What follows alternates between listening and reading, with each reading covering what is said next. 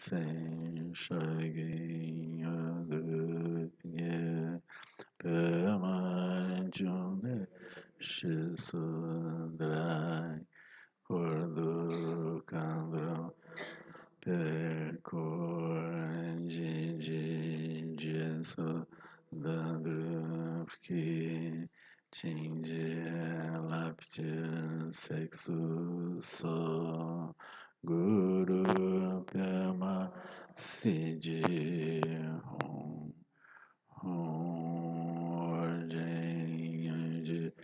Namchan San Pema Gesa Dampola Yanse Shagin Yadrupye Pema Jone Shisudrai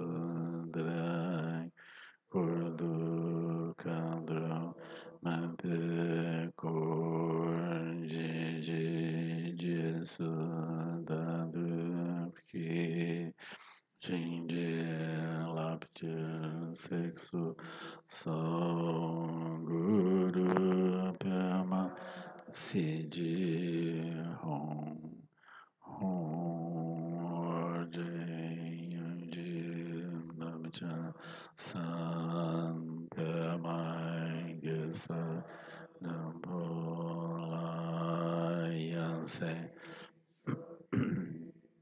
Drupye Pemanjum Shisudrai Kurdu Kandram Mampe Kurjiji Jesu Dadrupki Chinji Laptir Sexu So Guru Pema Siji Hum Sanje Chodan Sochi Chonang Lan Janchu Bardu Dani Chavisu Chi Daigi Jinsu Jipe Sonanchi Drula Penji Sanje Drupaso Sanje Chodan Chanang Lan Janchu Bardu Dani Chabisu Chi Daigi Jinsu Jipe Sonanchi Drula Penji Sanje Drupaso Sanje Chodan Sachi Chonang Lan Janchu Bardu Ni Chavisu Chi Daigi Jinsu Jipe Sonanchi Drula Penji Sanje Drupaso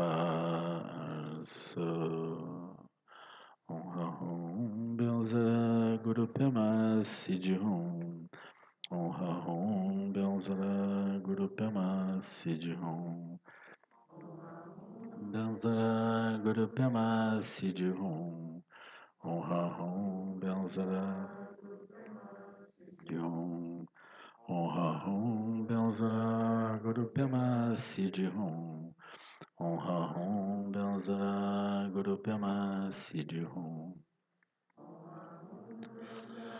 Guru Pema Siddhum Om Belzara Guru Pema Siddhum Om Belzara Guru Pema Siddhum Om Belzara Guru Pema Siddhum Om Belzara Guru Pema Siddhum Om Belzara Guru Pema Siddhum Om Belzara Guru Pema Siddhum Om Belzara Guru Pema Siddhum Om Belzara Guru Pema Siddhum Om Belzara Guru Pema Siddhum Om Ha Om Benzara Guru Pema Sidi Hum. Om Ha Om Benzara Guru Pema Sidi Hum. Om Ha Om Benzara Guru Pema Sidi Hum. Om Ha Om Benzara Guru Pema Sidi Hum. Ga Te Ga Te Paraga Te Parasanga Undi Sohaoinga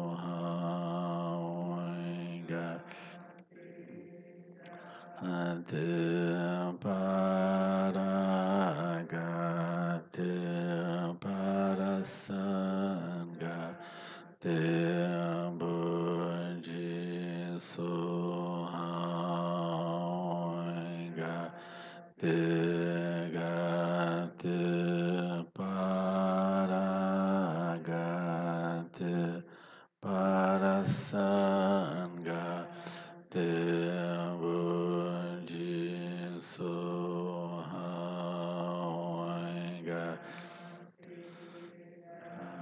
Te Paragate Parasanga Te Bundi Sohaoinga Te Gate Paragate Parasanga Tembundi Soha. Então, boa noite. Eu tinha pensado, acho que eu vou deixar para amanhã o tema da originação dependente. Assim, vou manter uma conversa livre hoje à noite. Vamos ver. Que não tem, acho que tem menos gente hoje de noite, né? Tem um pouco menos. Então eu vou deixar porque esse assunto é super importante. Eu vou falar amanhã. A gente vai ter ainda o período da tarde, né? Eu acho que alguns vão ficar. É o aspecto mais profundo, mais difícil, transcendente, que eu nunca falei, eu vou deixar para amanhã à tarde. Aquilo é iluminação garantida, num ato, assim. Eu lastimo porque alguns eu sei que não vão poder, mas tudo bem, vai ficar gravado aí, né? Assim. Então eu vou deixar aberto, vou começar assim, né? Vamos. Boa noite. Boa noite. Antes do Daniel Leoncini entrar em retiro, ele tinha passado pra gente a prática dos 5 escandas, e eu queria tirar uma dúvida de prática contigo. Uhum. Quando a gente faz a prática dos 5 escandas, a gente inicia muito com as perguntas.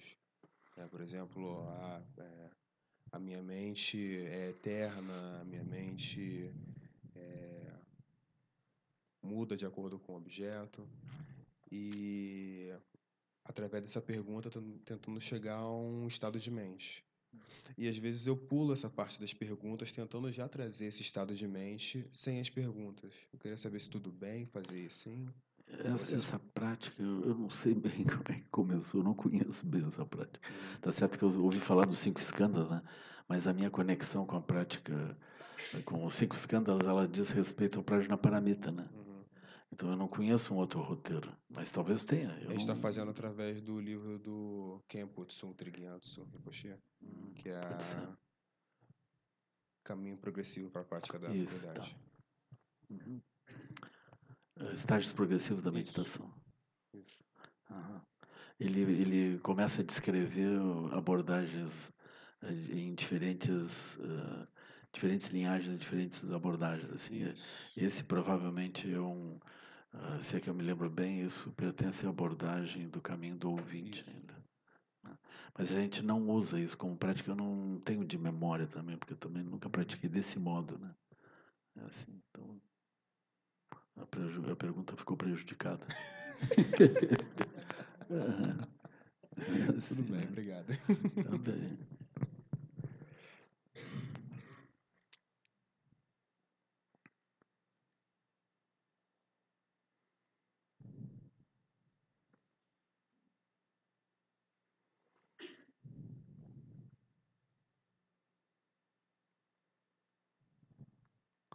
Alguém teria uma pergunta válida? Se não, outra matéria nova e pronto.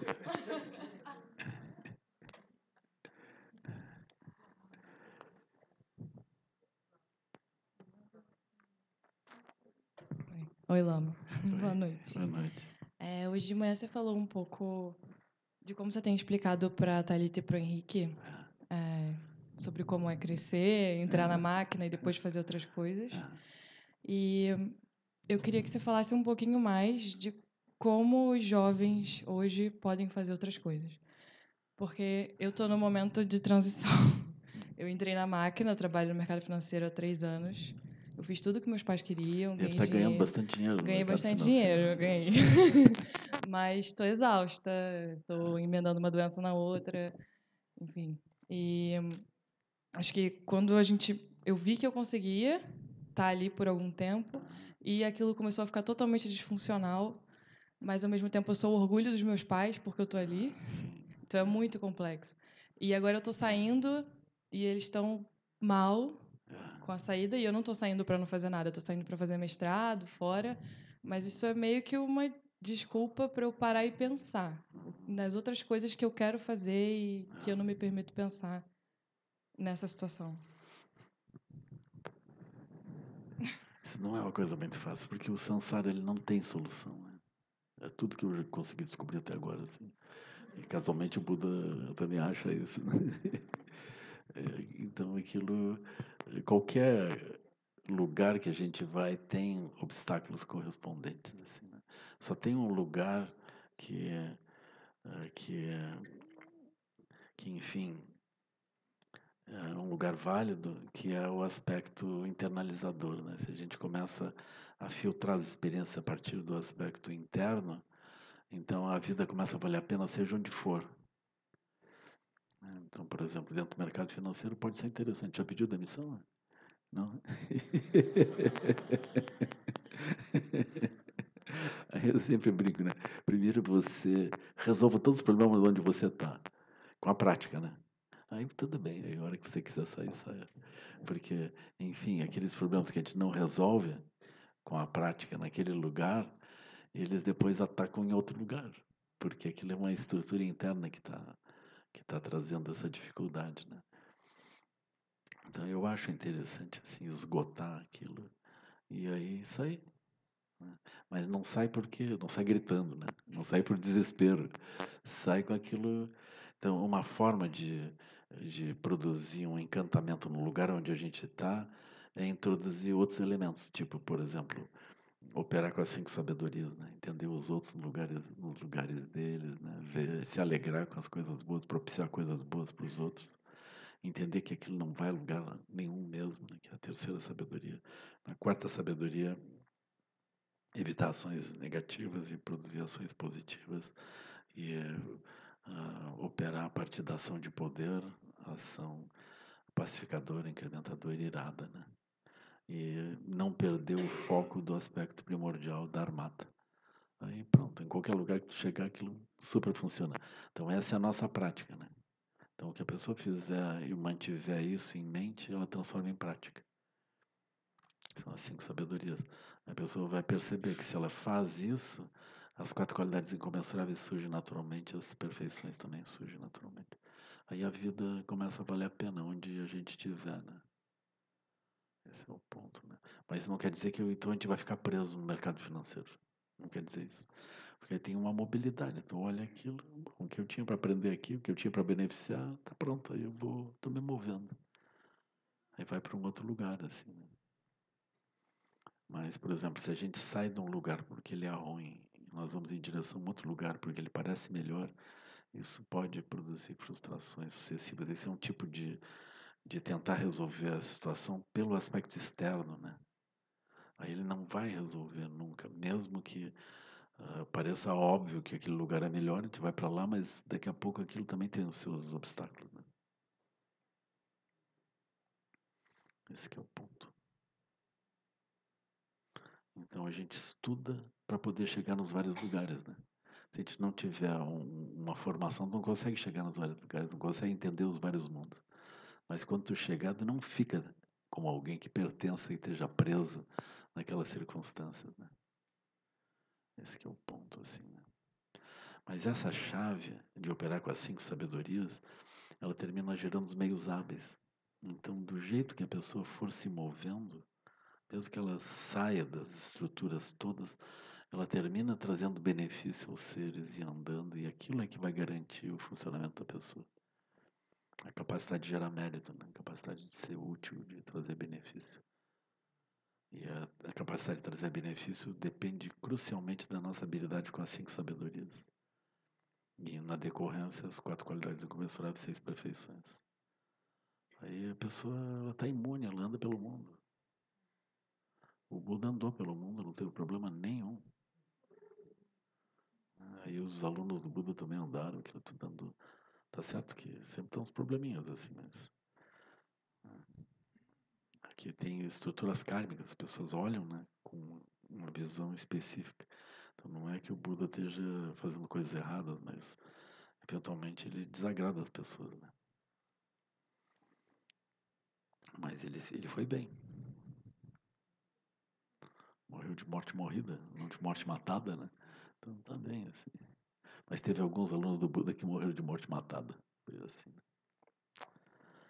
Porque, enfim, pode acontecer, né?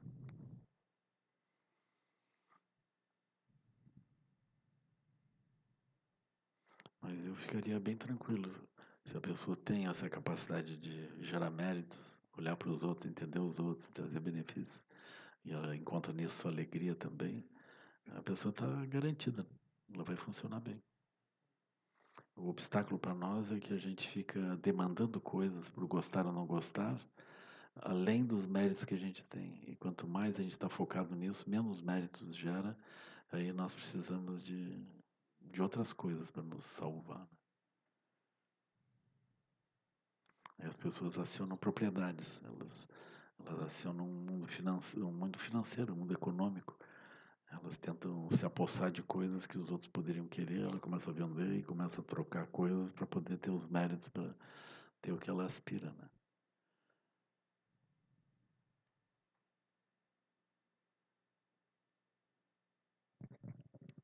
Lama, boa noite.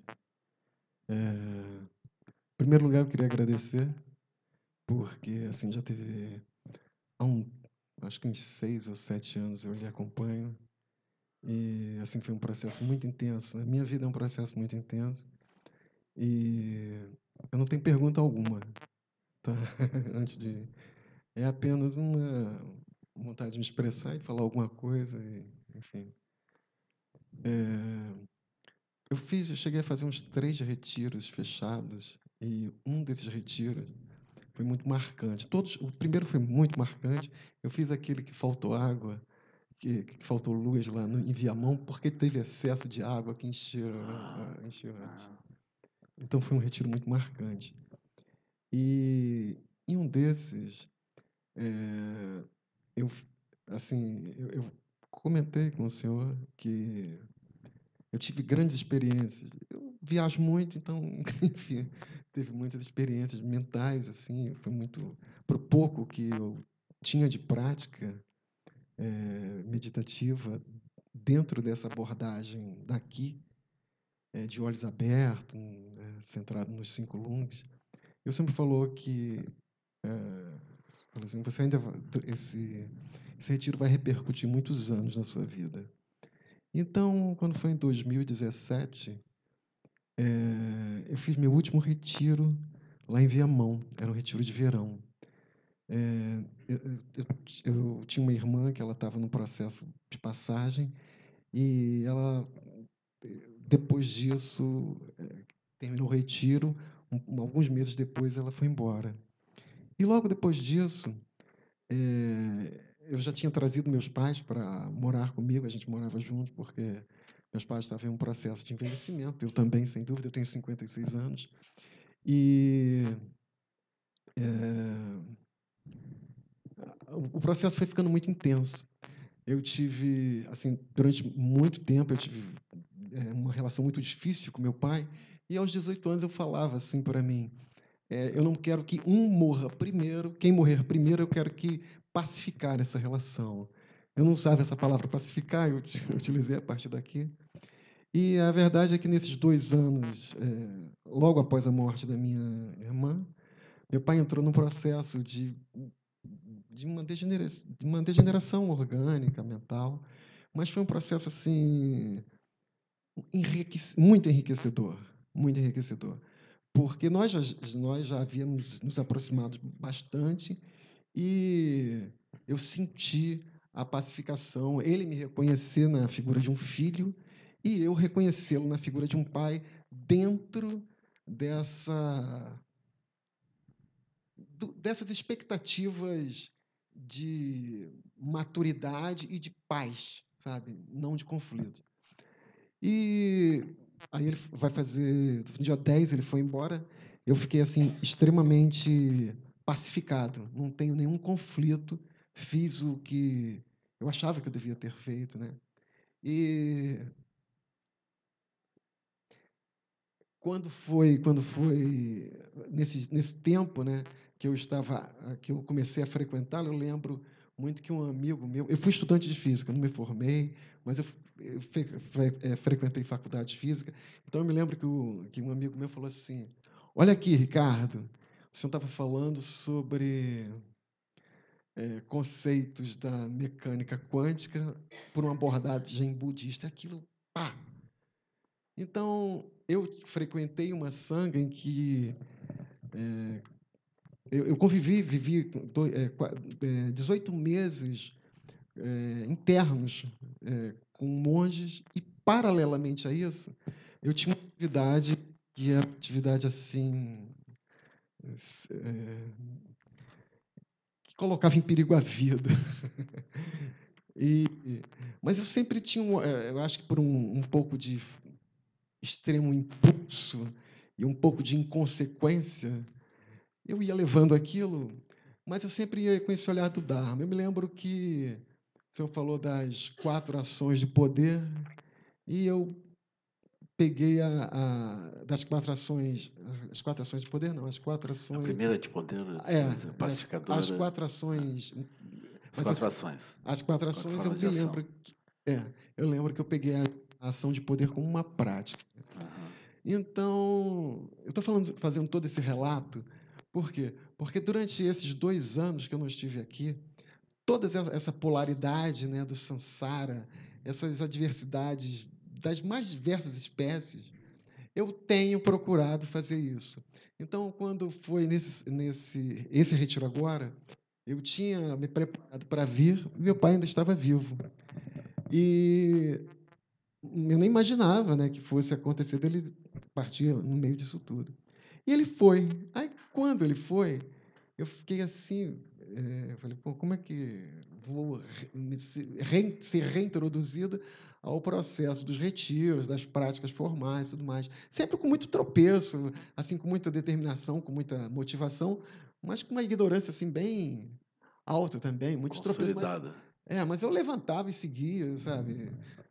Sempre, com muita motivação. Aí, quando foi dessa vez, eu trouxe minha mãe, estou aqui apresentando.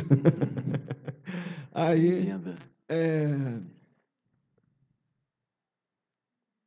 deixa eu me lembrar aqui. Aí, sim. Aí, minha mãe, ela participou de outras sangas que eu frequentei e tudo mais, né? E, então, eu falei assim, ela falou assim, eu queria... Eu falei, ela falou, perdão. Eu falei, mãe, olha só, eu vou. Eu falei, não sei se tem vaga ou não. Aí liguei, tinha uma vaga, enfim. Então eu trouxe minha mãe. Aí eu queria apresentá-la, esse papo todo, aqui para apresentá-la. E assim, esse grau de satisfação, apesar de todas as adversidades, por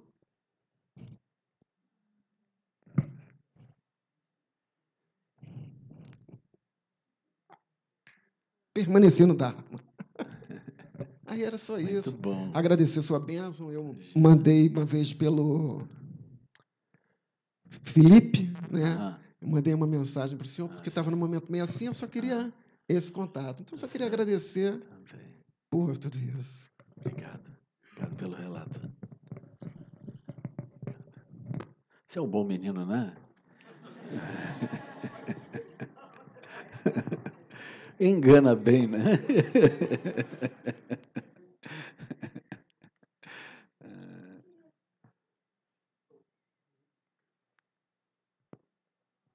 Alô? Oi, boa noite, Lama. Aqui, Tá bem. tudo bem? Eu queria aproveitar um pouquinho, na verdade, da pergunta que a Larissa fez ali, que era... Você falou em como se movimentar e tal. Aham. E eu sinto que, às vezes, a gente tenta trazer as pessoas... Você falou um pouquinho dos blocos de operação da mente e tal. Aham. Eu queria que você falasse um pouquinho mais sobre como dialogar com cada bloco, assim, pensando que a gente está se movimentando através das 5 sabedorias e tal. Eu sei que você já falou isso algumas vezes, Uhum. mas só para gente, assim, saber como trazer mais as pessoas para perto, porque às vezes parece que é isso, a gente fala sobre meditação e, por exemplo, eu sou de São Paulo, as pessoas falam, mas eu não consigo ficar parado e não sei o quê, tipo, sempre tem esse argumento, né? É isso. Isso aí seria o bloco 2, né? Como ajudar no bloco 2, né? Isso é interessante, assim, né? Tá. Eu vou... Provavelmente amanhã eu vou falar com mais detalhes sobre isso, né? Mas...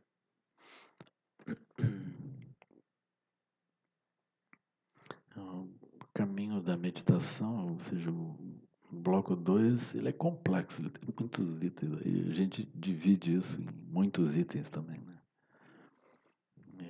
A gente percebe, assim, quando as pessoas começam a meditar, elas têm, ah, elas têm dificuldades naturais. Essas dificuldades naturais vêm justamente da experiência da operação da mente na vida cotidiana.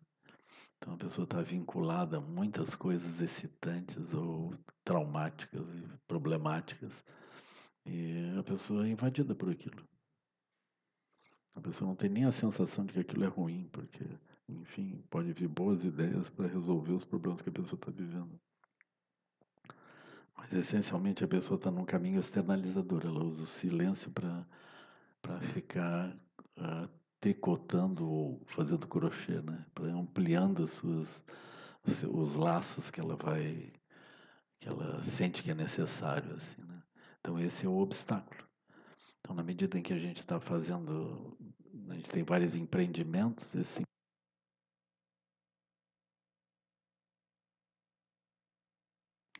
empreendimentos eles são um obstáculo para a nossa meditação, né?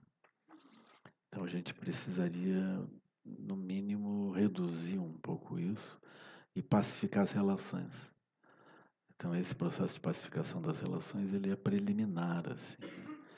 Ele incluiria a pessoa praticar metabhavana nas várias direções.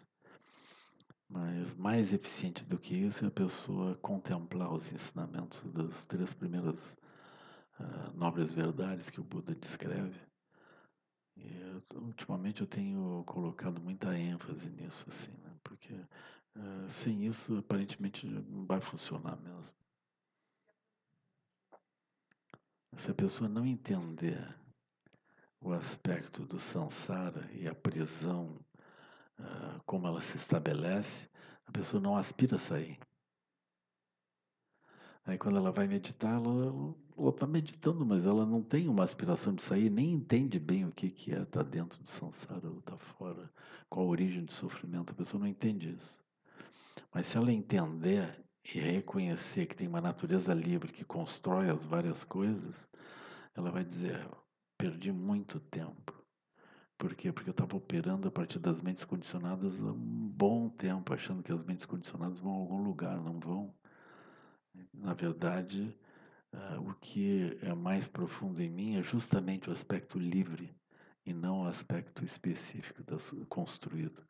Logo, eu vou fazer essa aventura de sentar nesse espaço livre e não nos espaços construídos. Aí, nesse momento, a pessoa entende o que ela vai fazer na meditação, né? Então, se não tiver essa compreensão, a pessoa é facilmente enlaçada em qualquer aparência mental que surge. Assim, né? Aí, depois que a pessoa começa a praticar, ela pode pensar que a estabilização completa numa ausência de objeto é a situação, mas aí ela vai aprendendo que aquilo também não é. Então, a meditação é um caminho, assim, né? Um caminho. Então, é um caminho complexo, ah, essencialmente, a pessoa vai sempre olhando as estruturas internas que produzem os vários tipos de experiência. E a pessoa vai sucedendo essas experiências por outras mais sutis e mais profundas, e ela vai percebendo então que essa mais profunda ela também é uma artificialidade. Aí ela vai mais adiante, e ela percebe que aquilo também é uma artificialidade. Ela vai indo até superar as artificialidades, que enfim é o caminho do bloco 2, né? É assim. Então as pessoas que têm essa aspiração pelo bloco 2, elas terminam seguindo isso, assim. Terminam ouvindo esses ensinamentos e indo adiante, né? Agora, quem está no bloco 1 está numa etapa onde a pessoa olhou para o mundo e o mundo aparentemente fazia sentido, mas ela começa a ver que tem uns furos aqui, uns furos ali. Assim. Por exemplo, ainda que a ciência explique tudo, ela não explica de onde é que a gente vem, para onde é que a gente vai. Né? Ela não explica isso. Não explica por que que a gente envelhece. Aí tem, sim, começam a surgir perguntas de vários tipos. E a gente se defronta também com esse pensamento que é comum aos jovens, né, de imaginar que os adultos fizeram tudo errado, porque afinal eles são os trouxas, né? Agora nós, na nossa geração, nós vamos arrumar isso. E a gente descobre que a gente não consegue arrumar isso também. E a gente não entende bem por que não consegue, qual é o problema. Então isso também é bloco 1. Então lá pelas tantas a gente descobre que tem muitos seres super inteligentes que já pensaram sobre isso. Aí nós começamos a ler essas obras, aquilo faz muito sentido. A gente começa a encontrar outras estruturas de pensamento, outras estruturas de tratar da realidade, a gente acha aquilo super interessante. Então, o bloco 1 é um momento onde nós estamos abrindo o nosso olhar assim, a muitas diferentes influências. Então, nós constantemente encontramos outras culturas ou outras pessoas que descortinaram visões muito interessantes. Assim, né? Então, isso enriquece a nossa vida, né? Amplia a nossa visão. E a gente pode incluir a ciência também dentro disso, né? Que ela termina ampliando a nossa visão. Então, é super interessante. Então, esse é o bloco 1. Mas a gente suspeita que, enfim, tudo isso vai convergir de algum modo a alguma visão muito ampla, que a gente não sabe a origem, mas a gente começa a intuir isso. Então, no final do bloco 1, quando a gente amadureceu dentro do bloco 1, a gente tem a sensação que a gente deveria seguir algum caminho. A gente encontrou vários caminhos interessantes e a gente deveria, enfim, escolher algum caminho e seguir. Assim. Que é a culminância, então, para o bloco 2. Quando a gente escolhe um caminho, a gente entrou no bloco 2. Né? Mas aí tem um bloco 0, né? Bloco 0, as pessoas não estão pensando em nada transcendente, em nada estranho, elas estão querendo funcionar, chegar no trabalho um pouco mais cedo e conseguir voltar para casa rápido e se deslindar do trânsito e conseguir pagar as contas e conseguir um empréstimo para comprar uma casa ou, enfim, comprar um carro ou alguma coisa assim, né? Então a pessoa está dentro de um processo expansivo. Ela trata de melhorar a sua vida a partir agregando outros elementos, tornando a vida mais complexa, uma casa maior, um carro melhor. E, enfim, a pessoa aspira a casar, aspira a ter filhos, né? E aquilo vai indo assim, né? Então esse processo ele é o bloco 0. Então parece que nós estamos tendo sucesso e que está tudo andando, a gente está acumulando, está funcionando. Mas, em certo momento, a pessoa olha aquilo e acha que, eventualmente, ela está perdendo tempo. Tem alguma coisa que não está bem. Assim, né? Então, no bloco 0, a gente vai encontrando isso. Vamos supor que a vida da pessoa esteja organizada, mas ela se defronta com questões sociais. Tem pessoas que não estão organizadas, estão super mal, estão passando mal. Tem gente pedindo dinheiro em vários lugares para o carro, as pessoas chegam, tem assaltos, tem violência, tem uma série de problemas assim E é difícil para as pessoas estudarem, é difícil para as pessoas pagarem o seguro-saúde. E a gente vê que só um número muito pequeno de pessoas consegue fazer uma vida como se fosse uma vida melhor, assim, né?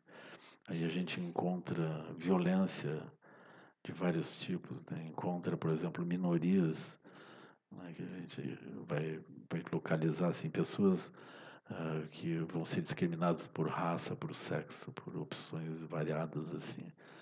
Aí a gente começa a achar que aquilo está tudo errado. E a gente não sabe por quê também que aquilo se dá.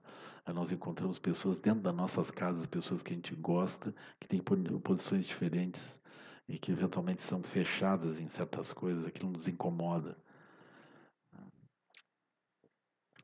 Então, isso a gente vai olhando, vê o bloco zero, né? E esse bloco zero, lá pela Santa a gente desconfia, vai ver que tem um problema nesse bloco zero aí, né? Especialmente quando a gente encontra coisas do tipo a humanidade como um todo está destruindo o planeta. Aí parece que tem uma contradição intrínseca. Nós estamos dentro de um processo, fazendo força, expandindo e aquilo está destruindo tudo. Como? Parece que tem uma contradição que não deveria ter, mas essa contradição está ali. Então isso já é o fim do bloco zero. Aí nós já estamos entrando numa, como é que a gente chamaria isso assim, astrologicamente? Assim? Uma coisa de Saturno, assim, né? Então, aí naturalmente a gente tem os retornos de Saturno, que eu não vou me alongar hoje, porque isso... Mas essencialmente tem uma época na vida que a pessoa, ou várias épocas, né? Onde a pessoa olha a sua vida e diz, mas eu não sei se eu quero seguir isso que eu estou fazendo, não sei se é isso que era para eu fazer aqui nessa vida. Essa é uma pergunta fatal, né? Uma pergunta fatal. É melhor vocês nunca terem essa pergunta. Esqueçam. Estão indo... Será? Eu nasci para isso? Assim, seria isso? Então, essa é a coisa?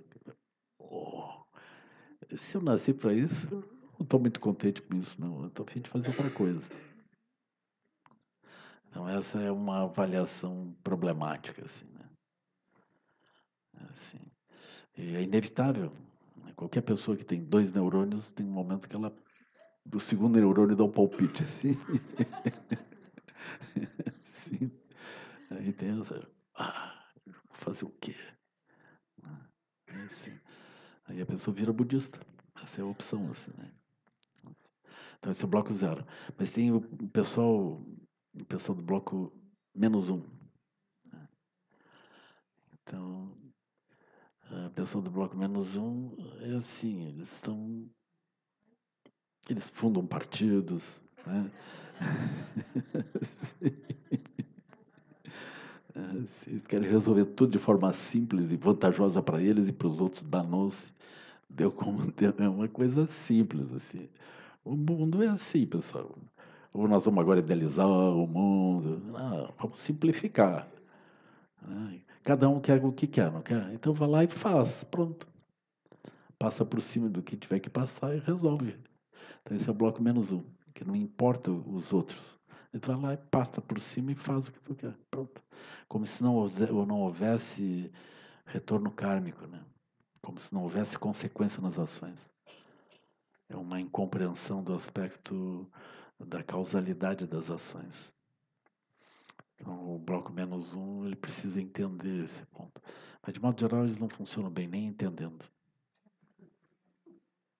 Eles se rebelam contra o karma. Então, eles geram ações kármicas, acham que os outros são culpados ainda por alguma coisa assim, que acontece sobre eles. Mas as ações kármicas, elas acontecem. Então, é super importante entender esse ponto. Né? Eu acho mais fácil as transições a partir da mudança da bolha. Porque a bolha não parece tão problemática a gente mudar. É mais difícil a gente mudar as ações. Mas se a gente mudar a bolha, por exemplo, mudar as ações dentro da mesma bolha é praticamente impossível. Mas mudar a bolha e ver as ações acompanharem uma outra bolha é mais fácil. Então, mudar a visão de mundo parece um pouco mais fácil, assim. Mas o aspecto do bloco -1, ele, ele tem estruturas kármicas longas já consolidadas. Então é um pouco difícil. Porque as pessoas no bloco -1, elas de modo geral têm medos também. Elas têm uma série de problemas, assim, tem ações que elas fizeram em outros tempos e aí elas têm a retribuição kármica daquilo. Então elas têm muitos receios, muitos medos. E facilmente elas estão em situações onde aquele medo volta e elas como que alucinam assim dentro das visões delas, né? Assim. Mas eu vi algumas pessoas mudando de bloco -1 para bloco 0, para bloco 1, para bloco 2. Eu vi isso. Eu também, eu devo confessar que eu já vi pessoas de bloco 2 passarem para bloco -1. Não gostaria de confessar isso, mas já vi também. Isso é mais raro, né? Mas acontece. Eu acredito que talvez as pessoas não estivessem verdadeiramente em bloco 2. Mas se nós entramos no bloco 2 autocentrados, qualquer coisa pode acontecer, né? Então a gente pode ter frustrações de identidade dentro do bloco 2 e de repente a gente chuta o pau da barraca e acha que é tudo horrível, né? Assim, isso pode acontecer, né? Então as pessoas que eu vi retornando do bloco 2 em direção ao bloco -1, foi assim. Então elas tinham fixações, é como, por exemplo, a pessoa tem uma razão kármica anterior que coloca muita tensão na própria identidade dela. Então, quando ela entra no bloco 2, ela entra aspirando ser um grande praticante ou atingir resultados de um certo tipo. Ela entra olhando a sua própria identidade. E isso pode produzir uma fragilidade na medida que a pessoa tenha frustrações de algum tipo, pode produzir uma sensação de perigo. Essa sensação de perigo leva a pessoa em direção ao bloco -1.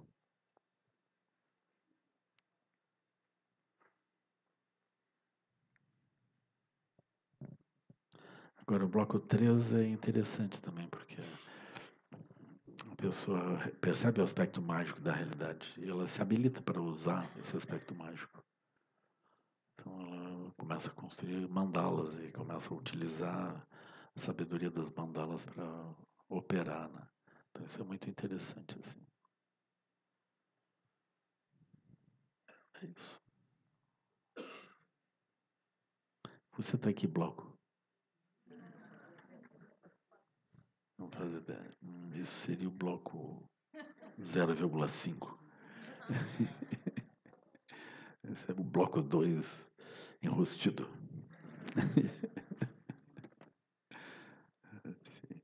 Quem está aqui, de modo geral, tem uma conexão com o bloco 2, né?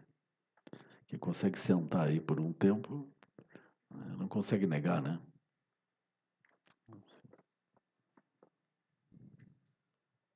Um obstáculo é a questão da identidade. Agora, eu considero que se a gente opera, a gente contempla com cuidado as 3 primeiras nobres verdades, a gente se livra disso, né? Depois, se a gente, a partir disso, treina, contempla em várias direções e treina no Sutra do Diamante, a gente pode se ver livre dessa angústia, né? Agora, de modo geral, quem tem sucesso na vida tem problemas de ligação com as identidades. E, eventualmente, a pessoa não consegue escapar disso, né? Quando você estava relatando, né? Porque sempre tem uma mãe atrás. Minha filha, como? Você que estava tão bem, você é orgulho da família agora. Fazer o quê, né? Então, aquilo tem uma repescagem, né? Isso é difícil.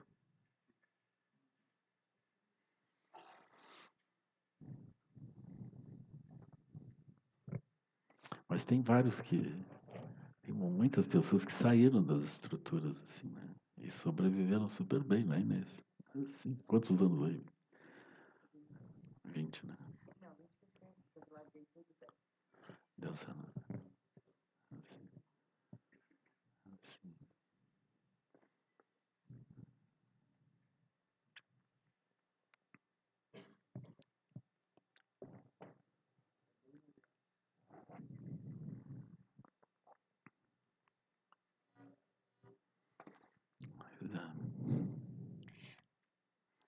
aqui. Eu estava pensando aqui, se desse para você me falar. Sobre o Dalai Lama, que eu queria falar, assim. Ele teve, há um tempo atrás, né, teve problema de saúde, foi para o hospital, as pessoas ficaram com muito É medo verdade. dele fazer a passagem naquele momento. Eu me lembro que aí eu comecei a pesquisar um pouco mais sobre ele, e aí vi que ele falava alguma coisa que não sabe se vai ter uma outra pessoa que vai entrar no É. lugar dele, porque aí teve Uhum. uma confusão aquela lá do 17º Karmapa, que veio um, sumiu, desapareceu um, tem o outro que os É. chineses colocaram. Eu queria que você falasse um pouco sobre isso. Assim, ele não tem um herdeiro assim espiritual atualmente, mas assim, como é que é isso? Como é que funciona Ele assim? deveria, quando ele morresse, ele deveria renascer e reassumir num outro corpo, né? Então, os Dalai Lamas, eles em princípio são o mesmo Dalai Lama sempre. Mas o próprio Dalai Lama, ele já há muito tempo ele está dizendo, eu não me sinto o 13º, ele é o 14º, né? Eu não me sinto o 13º. E tem muitos mestres que também não acham isso, como o Dzongzar, né? O Dzongzar diz, não, se é que eu encontrei aquele mestre antes, eu acho que ele pisou por acaso em cima de mim e assoprou e eu renasci assim. Eu sou uma bênção dele no máximo, eu não sou ele, eu não me sinto ele. Então tem esses casos assim, né? Isso é uma coisa um pouco complexa, eu acho assim, né? Eu acho porque, por outro lado, eu teria tendência a achar que é melhor um outro menino, não precisa pensar que tem uma continuidade, volta a mesma pessoa, né? Mas também, por outro lado, o Dalai Lama ele representa o próprio Tibete, né? Ele era o chefe de Estado, assim. E ele tem uma super estrutura que é a estrutura do Estado, um Estado eclesiástico. Aí, se ele volta e senta sobre aquilo, outro menino se atribui a ele como se fosse a continuidade daquela consciência, ele senta sobre aquele lugar, é muito mais fácil, né, do que surgir um outro para que não tem aquela conexão para então galgar aquele lugar, né? Não é, eles escapam da disputa que possa haver, né? A disputa que possa haver entre forças políticas que vão colocar pessoas aqui ou ali. Então eles saem totalmente fora disso. Esse sistema da reencarnação é assim, né? Mas atualmente o Dalai Lama resolveu dizer que ele não quer mais que isso aconteça. Ele começou com os Dalai Lamas e agora bem recentemente ele comentou também que o sistema de tulkus era um sistema que deveria terminar também. Não só dos Dalai Lamas, mas em geral. Aí, o Dalai Lama tem esse poder. Ele diz isso e ninguém mais tem coragem de ficar apontando, né?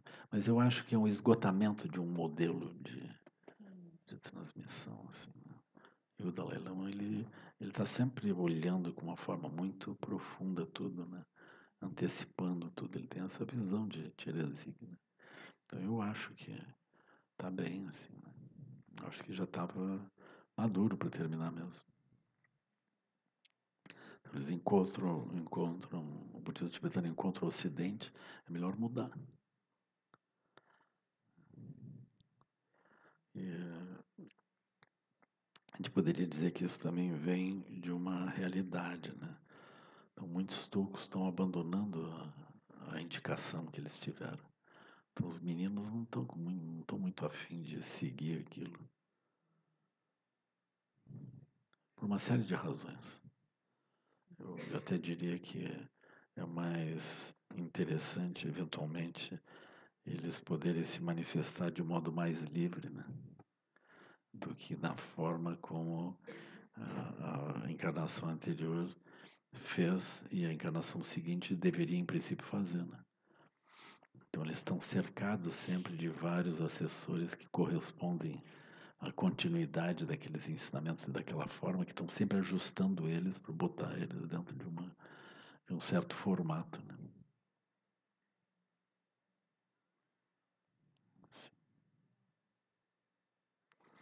E, então eles têm essa limitação, né? E em vista disso, muitos eles declinam de continuar.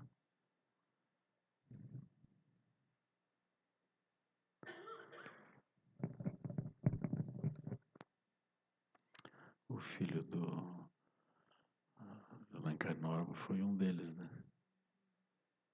Foi reconhecido, foi ao Tibete, as pessoas reconheceram, ele foi aclamado. Tem um filme super bonito sobre isso, né?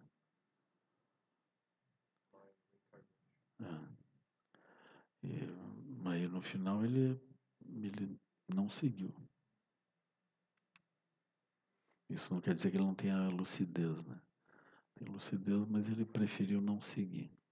Aí a gente precisa perguntar, mas e por que seguiu, por que não seguir, né? Como é isso? Aí tem vários que não seguiram.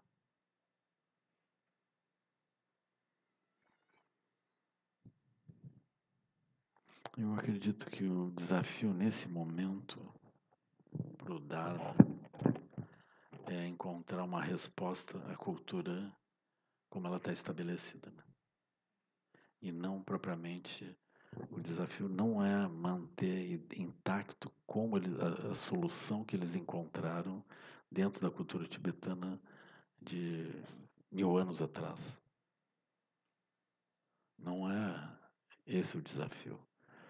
Ainda assim, eu considero super precioso que a gente consiga guardar vivo essa solução, essas soluções como elas foram encontradas, né? Para o Dharma se manifestar dentro daquela cultura. Especialmente para que a gente consiga destilar isso aos poucos e transportar para outros formatos, né? Que também vão ser transitórios e vão nutrir outros formatos, né? Os tibetanos, eles se referem sempre ao budismo indiano como um tempo dourado, né? Um tempo maravilhoso. Como a profundidade dos ensinamentos do Buda, eles se referem à Índia, né? Nós, nesse momento, por aqui, nos referimos aos tibetanos. Então, o Dharma vai passando assim, né? Mas a pureza do Dharma, ela não é... Ela está empacotada na cultura, mas ela não pode ser confundida, né? Ela é alguma coisa realmente transcendente. Isso está dentro da visão tibetana, completamente presente. Mas quando a gente traz esse pacote todo junto, é um pouco mais difícil, né? Mas se a gente não trouxer o pacote todo junto, a gente não traz o Dharma junto. Então, é um pouco assim, né? Tem esse aspecto, né? Mas aos poucos vai havendo uma transformação. Então seria maravilhoso se o Dalai Lama vivesse mais uns 20 anos para ele poder alterar outras coisas ainda, né? Eu lembro, o último ano que ele veio a São Paulo, teve uma reunião dele com a Sangha graduada, né? Aquilo foi, o Dalai Lama, a portas fechadas, ele é vigoroso, né, Inês? Sim. A Inês estava lá também. Então, ele tinha pessoas vestidas de todos os jeitos, né? O Dalai Lama disse, que roupa é essa? O que é isso? As pessoas orgulhosas das suas linhagens, dos seus jeitos. E o Dalai Lama, pá!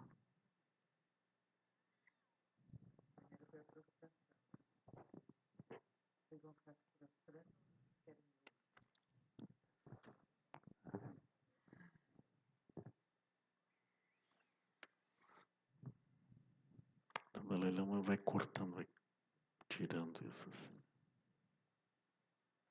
Ele tem essa autoridade. Se a pessoa quiser seguir, tudo bem. Se não quiser seguir, tudo bem também. Então ele fala. E pronto. Ele não tem autoridade formal, né? Causal para impor isso ou aquilo. Mas ele falou, ele quebra aquilo. A pessoa precisa ter muita envergadura para poder fazer uma outra coisa diferente do que ele apontou.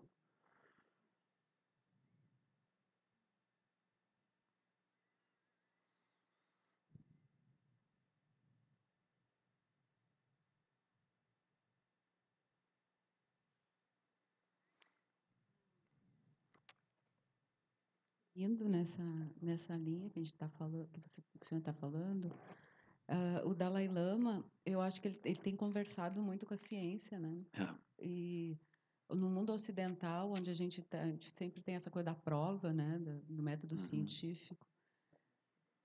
Então, eu acho que essa conversa do Dharma com a ciência, né, nesse momento, é trazer a lucidez para uma visão mais assim, de as pessoas observarem mesmo esse caminho do Dharma como lucidez mesmo. Então, eu acho que é isso que o Dalai Lama está fazendo nesse momento, né?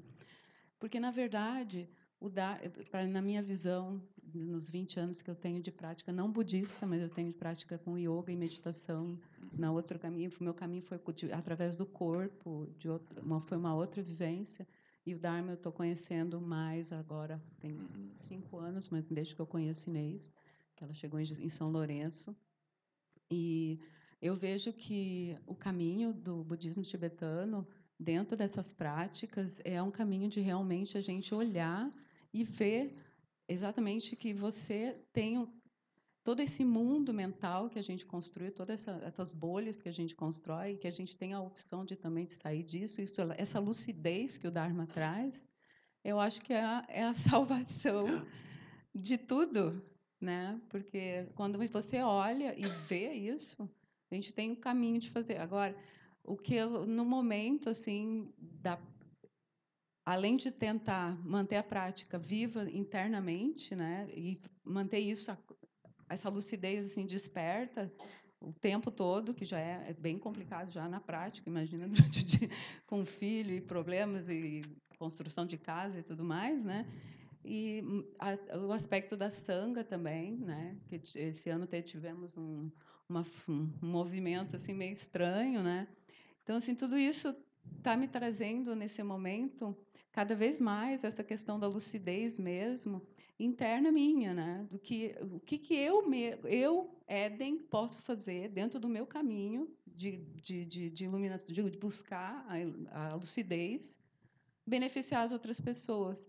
E com Alan Wallace, nesse último retiro que eu consegui assistir ele todo e praticar fazer todas as práticas, me veio muito essa clareza de que, na verdade, a gente tem que ser aquilo que a gente pode, o que a gente é, né? O nosso tom, aquilo que a gente veio para fazer, e fazer isso da melhor maneira, mais suave, mais sutil, mais leve possível. E, às vezes, isso as pessoas não compreendem, né? E quando do exemplo dessa moça que largou o mercado, quer largar o mercado financeiro, eu assim, muitos anos atrás eu olhei para a minha vida e disse assim: eu não vou ficar aqui vendo o mundo, a vida, a riqueza, e não vou viver aquilo ali, entrar dentro, né? Mergulhar dentro da vida mesmo. Então assim, não tem medo de mergulhar na vida, porque a vida realmente é essa mágica, né? E tenho vivido assim, realmente é isso que faz o brilho, né? Que faz a vida ser brilhante. E é isso que vai te trazer a lucidez, eu acho, porque é relaxar, né? A gente fica muito carregando prática, isso, aquilo outro, e não relaxa dentro da vivência do que você é mesmo. Como o Alan Wallace falou, você tem que soltar, né? A gente construiu um monte de coisa, foi colocado um monte de coisa em cima da gente, e a gente tem que simplesmente soltar tudo isso e ser.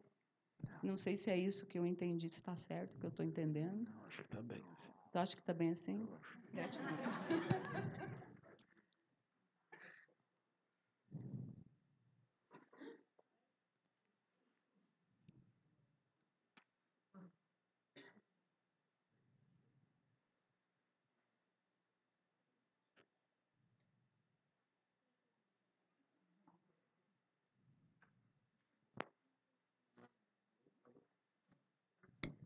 Alô, boa noite, Lama. Boa noite. Eu queria retomar uma conversa que eu tive com o Marcos no SEB lá em Niterói. Na verdade, eu ia fazer essa pergunta hoje de manhã, até deixei passar, mas comprei uns livros na hora do almoço. Um deles foi O Caminho Budista. E quando a gente chega ao SEB, a gente conhece um pouquinho de como foi a trajetória do Buda, né? O que aconteceu com ele até a iluminação. E a partir dali, quais foram os ensinamentos, né, que ele começou a dar. A gente começa a estudar os ensinamentos de certa forma, aceitando que todas as coisas que são ditas a respeito do que se passou antes, de fato aconteceram, né? Do modo como está dito, né? Lendo as primeiras páginas desse livro aqui, você vê que o Buda nasceu da lateral do ventre da mãe, ele nasceu andando e falando, né? Aos 29 anos, dando um salto, né? Ele pôde sair do castelo para ver o mundo, porque o cavalo voou, porque os deuses o ajudaram, né?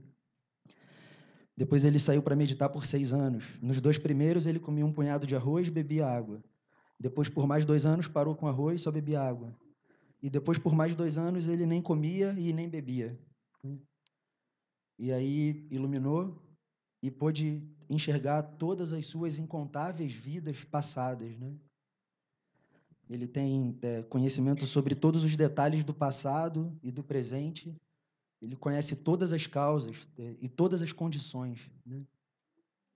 Eu estou há 6 meses no SEB, né? Não é nada óbvio tudo isso, né? É difícil. A gente pula essa parte e aceita isso como um conjunto de axiomas, né? Tá dado, e a partir daí a gente vai para os ensinamentos, né? Então, a conversa que eu tive com o Marcos lá no SEB de Niterói era um pouco sobre essa coisa da fé. Essa palavra pode ter muitos sentidos, né? Crença, devoção, confiança nos ensinamentos, no Buda enquanto mestre, né? As minhas perguntas seriam, uma um pouco mais pessoal, se o senhor, é até um pouco boba, né? Porque o senhor é o lama, tá aí, entregou a sua vida a isso, mas se o senhor acredita nessas coisas com esse grau de absoluta literalidade, se o senhor acredita que todas essas coisas aconteceram dessa forma que estão escritas, mas na verdade isso é o que menos me importa, porque eu Não, tento aquela refazer um parte recorte, do né? cavalo polo. Essa seria Ele voou, ele não voou, chegou a né? pular. Foi ajudar. Ele voou. Eu Essa, lembro que naquela época eu estava por lá também. essa seria uma pergunta, mas mais importante do que isso para mim, minha pergunta de fato é a seguinte: até que ponto o senhor acredita que devoção, crença, é uma premissa para se trilhar esse caminho? Eu acho que isso é uma dúvida que deve passar na cabeça de muitas pessoas. Ou até que ponto a falta disso pode ser um obstáculo, né? E se, bom, claro que eu tenho essa preocupação, porque eu não acredito que eu tenha essa fé de, por exemplo, ter alguém doente, eu achar que eu posso orar e aquilo desaparecer. Eu não tenho isso. Eu não sei se eu dependo disso. E se o senhor acredita que essa confiança, tanto no Buda como mestre, quanto nos ensinamentos, porque se tem pessoas aqui que estão há 20 anos fazendo isso, não tem como você se dedicar tanto sem ter algum grau de confiança. O senhor acredita que essa confiança pode ser desenvolvida pela própria prática, na prática, se ela pode ser construída. Eu tenho 6 meses de SEB, estou chegando agora, e eu tenho essa expectativa. Na verdade, eu estou vindo, insistindo, eu sinto que existe alguma coisa boa ali, mas, ao mesmo tempo, eu tenho muitas travas internas, né? Já passei por outros lugares, etc. e tudo mais. Acredito que o budismo, de tudo que eu já experimentei, é aquilo que mais dialoga comigo. Eu não fui ao SEB para isso, eu fui lá meditar e acabei encontrando essa possibilidade mais ampla, né? Então, isso me foi oferecido com muito carinho lá, resolvi experimentar. Mas tenho todas essas questões, né? E eu imagino que elas não sejam só minhas, e eu acho que a gente conversa pouco sobre isso, fica uma coisa um pouco velada, não sei, parece que é uma coisa que não é tão confortável de se conversar a respeito, enfim. Então, eu gostaria de ouvir um pouco o que o senhor tem a dizer sobre isso. Essa parte da vida do Buda, a gente não olha aqui. Se perguntar para qualquer um aqui, ninguém sabe disso. Porque a gente não estuda isso. Esse aspecto não é muito importante. A gente vai estudar as 4 nobres verdades, né? A gente segue como se fosse numa perspectiva assim do Dalai Lama também. Aquilo que você acha que não é, você deixa aquilo. Não precisa. As coisas assim muito fantasmagóricas, muito incríveis assim, é melhor deixar de lado. O Buda não começou dizendo eu isso, eu aquilo, não começou assim, acreditem nisso, e aí essa é a salvação. Ele não disse isso. Ele falou sobre a primeira nobre verdade, ele falou sobre a estrutura do sofrimento dos seres. Né? E assim, aquilo a gente olha e entende. Então é melhor não seguir absolutamente nada que a gente não esteja entendendo. Nós entendemos, experimentamos e seguimos. É isso. Esse, a vida do Buda tem vários relatos. E todos os relatos não é em primeira pessoa, não é que a pessoa estava lá. Então aquilo, vamos dizer, é quase como um relato poético. Alguém, posteriormente, naturalmente, né, vai intuir algumas coisas e explica naquelas palavras. Isso no fim é traduzido para outras línguas, vai também alterando um pouco. E a gente deixa isso em algum lugar, assim. Às vezes aquilo faz sentido, passa um tempo, alguma coisa faz sentido, né? Assim. Eu acho, por exemplo, que isso do Buda tá numa terra pura e ele olha para os seres humanos e resolve reencarnar, surgir por aqui. Isso para mim é mais possível, assim, né? Mas esses lugares, eles também não são lugares físicos. Então, boa parte desses relatos, eles são um pouco extraordinários, assim, né? Mesmo o relato da iluminação do Buda, né? Que aí veio Mara e a terra tremeu, e aí veio chuvas de flechas. Porque aquelas flechas eu acho que era um bando de pernilongo que estava em volta do Buda meditando, aquele bando de. Ele, que tinha pernilongo era certo, assim, né? Agora que tinha flecha, isso não sei. Assim, né?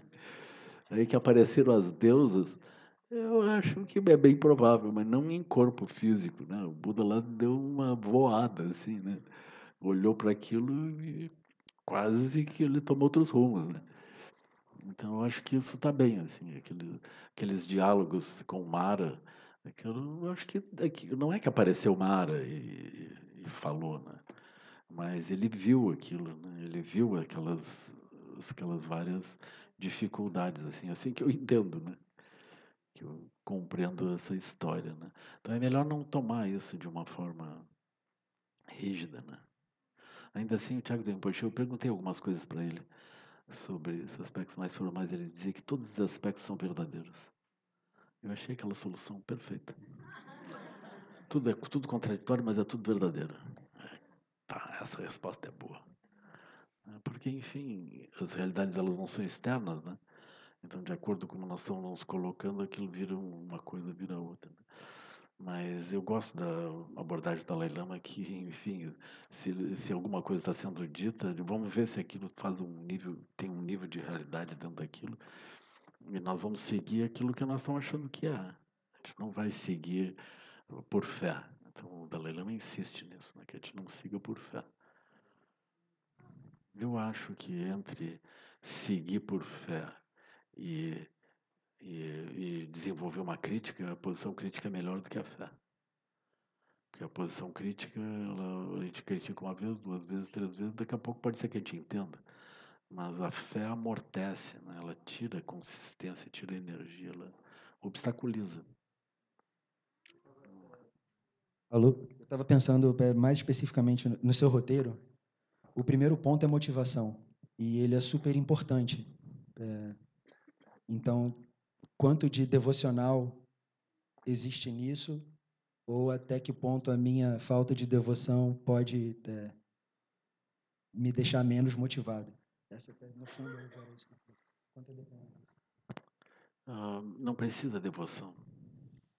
Por exemplo, a pessoa pode andar porque ela está sendo agulhada, não é por devoção. A pessoa está parada e o samsara vai espetando a pessoa não consegue ficar parado, né?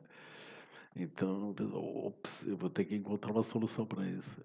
Aí a pessoa reflete um pouco sobre a situação, vê que é a situação geral. Os filhos também estão assim, está todo mundo assim. Então, vamos tentar, enquanto nós temos alguma força, ver o que está acontecendo. Aí, eventualmente, aí tem uma descrição que é o nascimento do Lótus. A pessoa pode começar com esse aspecto que já é super profundo. Trabalha a motivação. Né? Mas, eventualmente, a pessoa, antes disso, até surgir a motivação, a pessoa trabalha as 4 nobres verdades. 3 primeiras, né? Quando a pessoa completa a terceira, a motivação surge naturalmente. E as 4 novas verdades não é um tema de fé. Aquilo a pessoa olha, primeira nova verdade, verdade de sofrimento, é só olhar aqui. Estou com pena dos argentinos. Assim, assim. E aí segue isso, né? É assim, pessoal, é a estrutura do sofrimento, é assim. Né?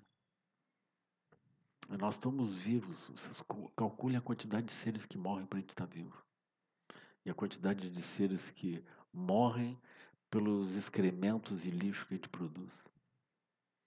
E nós estamos aqui belos, faceiros, como se nada tivesse acontecendo. Sim, é fantástico isso.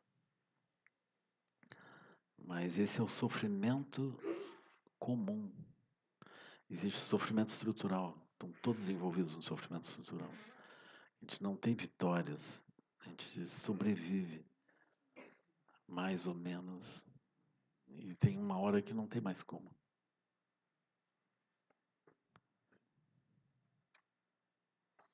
Ainda estou impactado, porque agora nos últimos dias eu vi 2 pessoas muito doentes. Assim. Uma delas é mãe de uma... Eu conheço ela também diretamente, assim, né? Mãe de uma amiga minha. Daquelas taurinas que fumam há não sei quantas décadas. Aí tem a hora que o pulmão dela começa a se desfazer. É muito triste isso. Tem outra pessoa agora está com oxigênio até o fim da vida. E ela ainda está com câncer no pulmão. A esperança dela é o câncer, que o câncer vai matar mais rápido do que a falta de ar, né? Suficiência de respiração, que é horrível. Então, é que aí chega o fim da vida. A pessoa tinha orgulho, tinha isso, aquilo. Chega o fim da vida.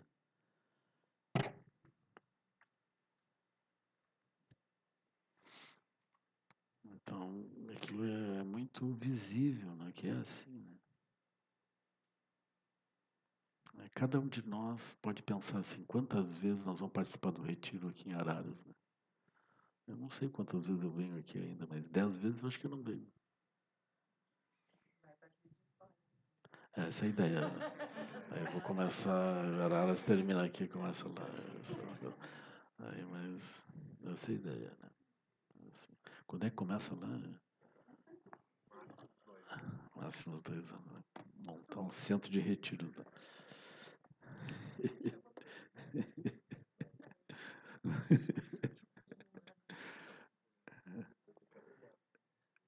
É.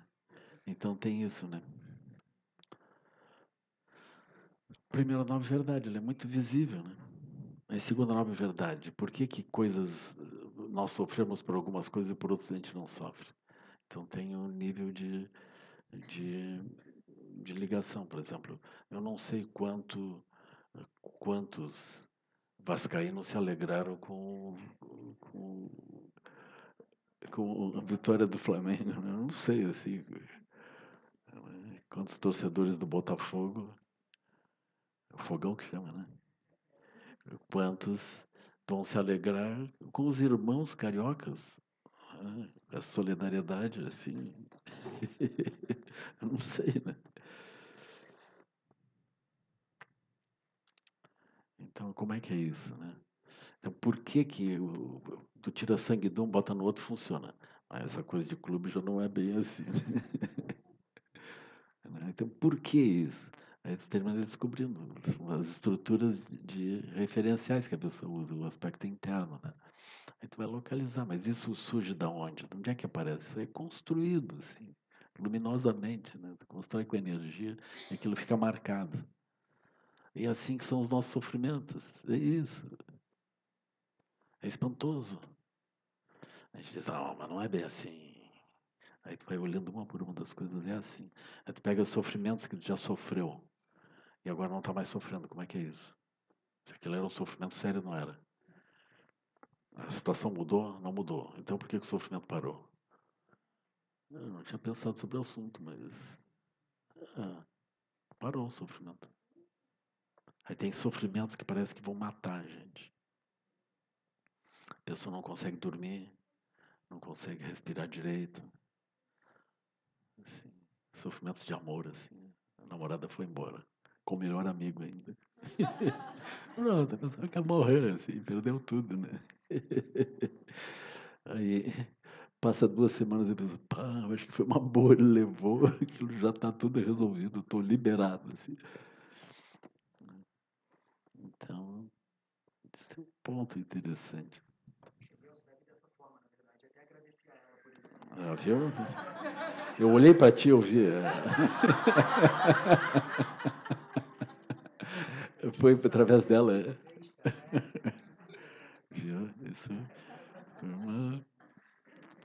foi uma boa solução. Assim, né? Encontrou o Dharma.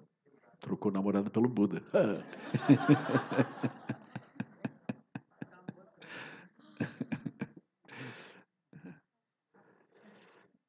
Assim, isso, a nossa vida é isso, assim, sabe? Mas a gente sofre, não sofre?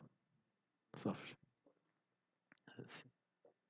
Aí quando as pessoas vivem um tempo juntas, elas é tipo uma perna e outra, né? Uma perna vai para cá, outra vai para lá, vai andando assim. Aí tu fica sem uma perna, tu não sabe andar direito, né? Fica um problema assim. Né? Aí todo tempo tu pensa, o pé não dá mais, isso aí não, agora fazer isso, aí não dá. Eu ia passar esse fim de semana não sei onde, sozinho eu não vou. Aí aquilo perde a graça. Eu ia ao cinema, mas eu não vou mais ao cinema. Então começa assim, né? Agora eu volto para casa, fazer o que em casa? Eu tô parado, assim. Vou ligar a TV ali. A vida fica estranha, né? Felizmente sempre tem alguém, assim, acima ou abaixo no edifício, assim, aí de repente o pessoal cruza, você tá com uma cara mais ou menos. Eu tô sozinho, pessoal. Pronto, aí de repente eu disse, que sorte que eu tive. Essa pessoa estava aqui. Assim, é maravilhoso isso. Aí o Sansara segue. Assim, mas é melhor ir no cartório logo e dizer, olha, isso aqui é atestado de namoro. Eu quero garantir, união não estável. Isso aqui não é nada mais do que um rolo. É só isso. Atestado assinado, recolhe a taxa, paga para o governo.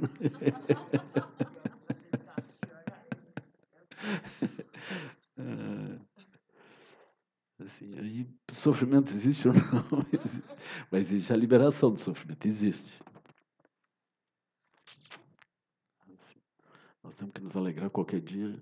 Tem a liberação do sofrimento, tem o cobrador de impostos. Olha, é tanto a liberação do sofrimento.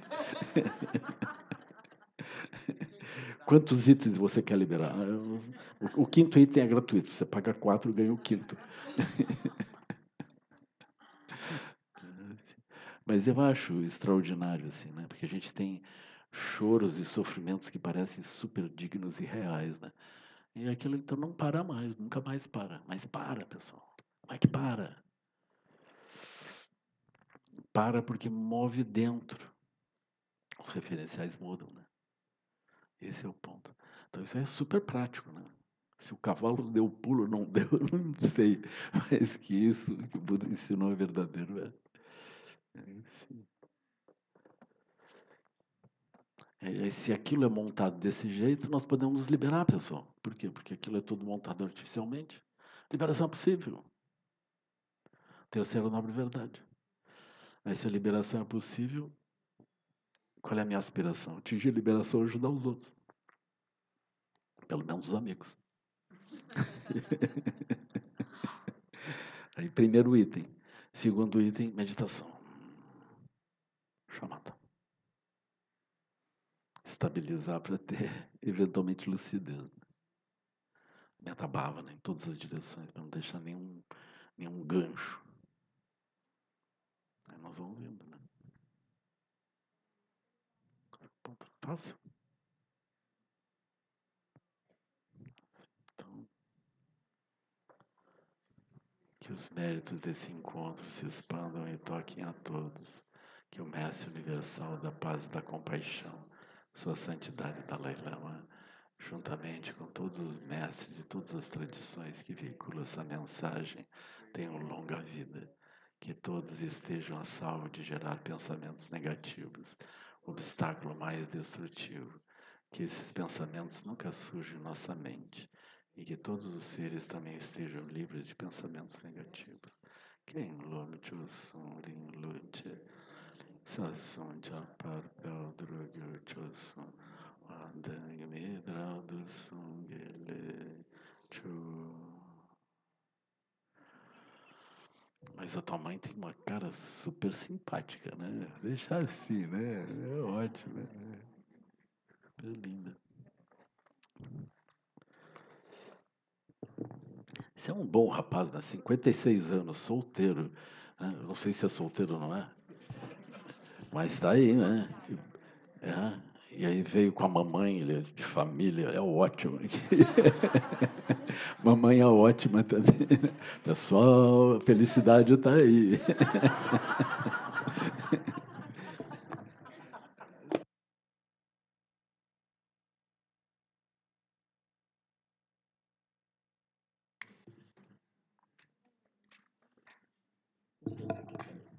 Tá boa a bateria, né?